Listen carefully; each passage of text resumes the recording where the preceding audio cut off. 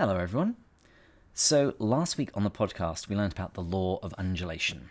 Screwtape's idea that through everything in life, we have peaks and we have troughs. Things go up and down, whether it's our affections, our interest in our work, our fervency of faith. And in the letter that we read this week, Screwtape speaks about how to exploit those trough periods when we're low. And so we spoke a lot about suffering and about how it can be used for both good and for ill. And so for a Skype session, I just wanted to record a very quick video where I would just read a letter that Lewis wrote to a lady called Mary Van Dusen.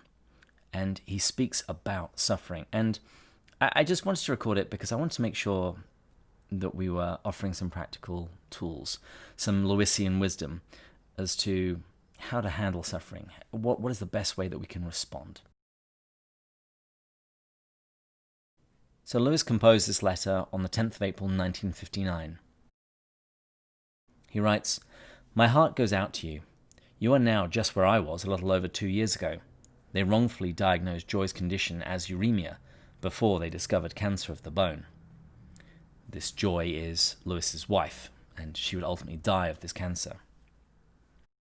"I know all the different ways in which it gets one. Wild hopes, bitter nostalgia for lost happiness, mere physical terror turning one sick, agonized pity and self-pity. In fact, Gethsemane. I had one paradoxical support which you lack, that of being in severe pain myself." At the time of Joy's illness, Lewis himself was also sick. Apart from that, what helped Joy and me through it was, number one, that she always told the whole truth about her own state. There was no miserable pretense. That means that both can face it side by side, instead of becoming something like adversaries in a battle of wits. Number two, take it day by day and hour by hour, as we took the front line. It is quite astonishing how many happy, even gay moments we had together when there was no hope. Number three, don't think of it as something sent by God. Death and disease are the work of the devil. It is permitted by God, i.e., our general has put you in a fort exposed to enemy fire. Number four, remember other sufferers. It's fatal to start thinking, why should this happen to us when everyone else is so happy? You are, I was, and may be again, one of a huge company. Of course, we shall pray for you all as we know how. God bless you both. So there you go, a few practical tips from C.S. Lewis as to what to do when suffering.